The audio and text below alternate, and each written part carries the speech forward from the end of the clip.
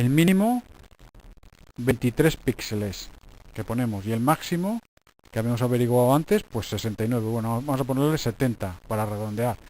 Y el tanto por ciento de error, 0,2. Vale. Vamos a ejecutar una segunda etapa después de esta primera procesando. Sí. ¿Cuál va a ser? El tipo de la número 2. Habíamos visto que el mínimo eran 4 píxeles y el máximo habíamos puesto 10. Bueno, vamos a ponerle 15 píxeles. ¿Vamos a permitir que se autorreferencien? Sí. ¿Que se procese después? Sí. El proceso, ya sabéis que es el F5, es nuestro cálculo final. ¿Queremos que se autocalibre la cámara con todo este proceso y eso? Pues podemos decirle que también, que se autocalibre. Decimos que se eliminen las marcas no referenciadas en el proceso posterior.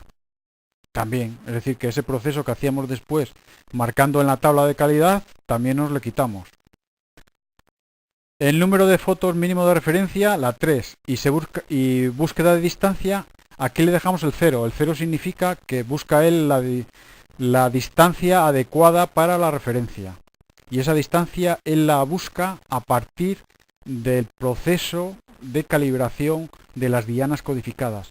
Es decir, en función del error que le da con las dianas codificadas, él busca pues una distancia que considera adecuada para poder referenciar puntos.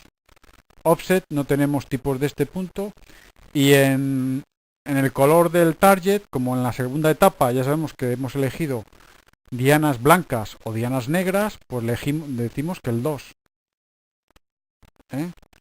Ahora vamos al proceso de escala y rotación. Ya sabemos que esto, antes de la etapa 2, necesita realizar esto. Habíamos elegido antes que eran centímetros. Y habíamos visto que la escala la hacíamos. Fijaros, ahora voy a trasladar un poco la ventana.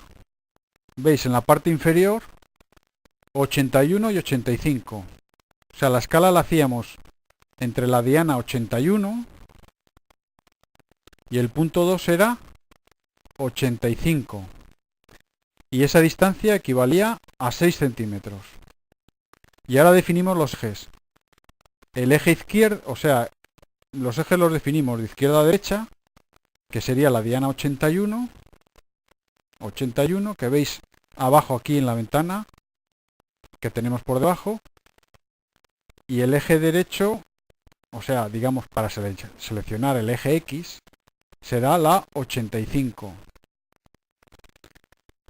Y en vez de elegir el eje Y, o sea, inicio y fondo, o frente y fondo, lo que vamos a elegir es el eje Z, desde la diana 86 que vemos aquí, que habíamos elegido antes, 86,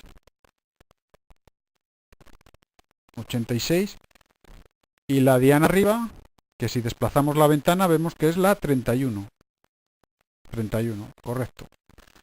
Y ahora solo nos queda situar la traslación del sistema de coordenadas, a colocar el eje del sistema de coordenadas en el 0, 0, 0, y para eso nosotros lo habíamos colocado en el número 81. Bien, pues todas estas opciones que hemos metido aquí, estas se quedan por defecto. Con lo cual, vuelvo a repetir, otra pieza de iguales características y desde el principio, pues simplemente le daríamos ahora, que lo veremos, a ejecutar un proyecto automático. Todo esto le damos a OK. OK. Y tenemos guardadas todas estas opciones por defecto. Y ahora vamos a empezar un proyecto, este mismo, como automático. Automáticamente.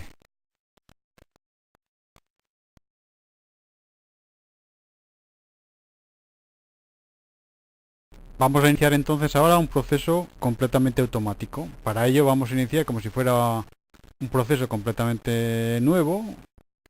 Vamos a elegir, en vez de un proyecto basado en puntos como hacíamos, sino un proyecto de calibración, vamos, de calibración, un proyecto con dianas codificadas o target.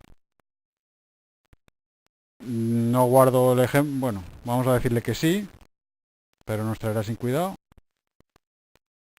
Ya empezamos, nos pedirá las fotografías. Bueno, project, de acuerdo. Este es el que vamos a utilizar. Le damos a Next.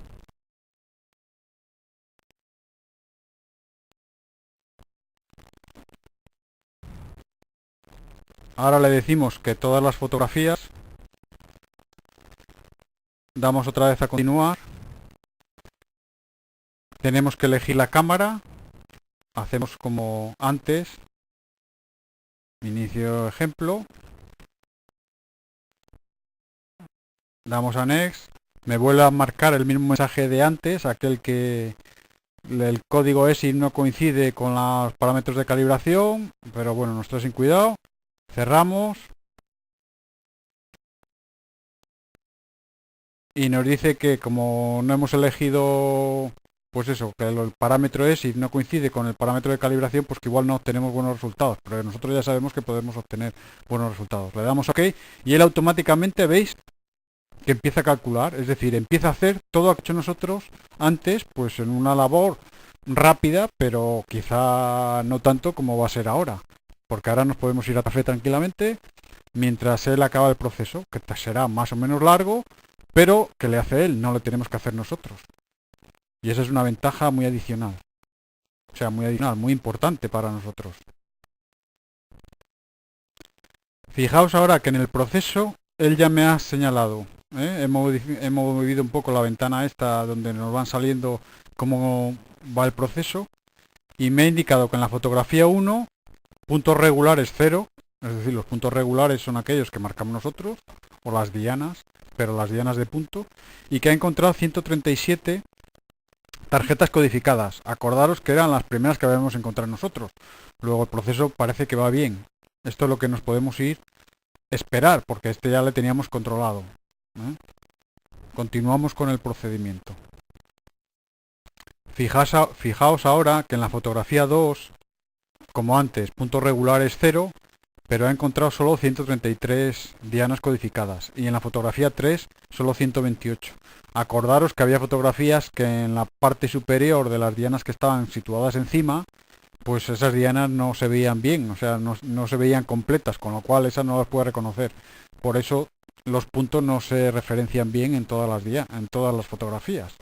Eso siempre lo tenemos que tener en cuenta, que a veces perderemos dianas por la forma en que nosotros conformemos el cuadro de la fotografía, pero no tiene importancia si tenemos un número suficiente de ellas. En este momento el programa ya ha referenciado dianas en las 6 fotografías y está ajustando el proceso de cálculo para el siguiente paso, que será buscar esas dianas ficticias que nosotros queremos para restituir nuestra nube adecuadamente. El proceso ya le va dando, vemos aquí a la derecha 1.14, que está bien para cuando hay dianas codificadas, el valor siempre se aproxima a 1.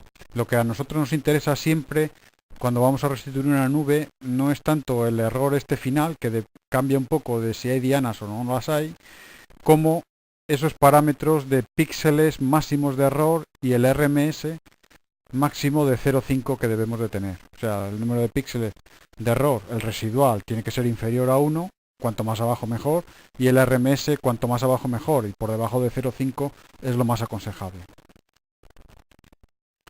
Fijaos que en este momento él ya está calculando los parámetros, nuestras dianas de punto, esas ficticias. Para ello vemos cómo nos aparece el mensaje del tamaño mínimo y el tamaño máximo, y que en la fotografía 1 ha encontrado 425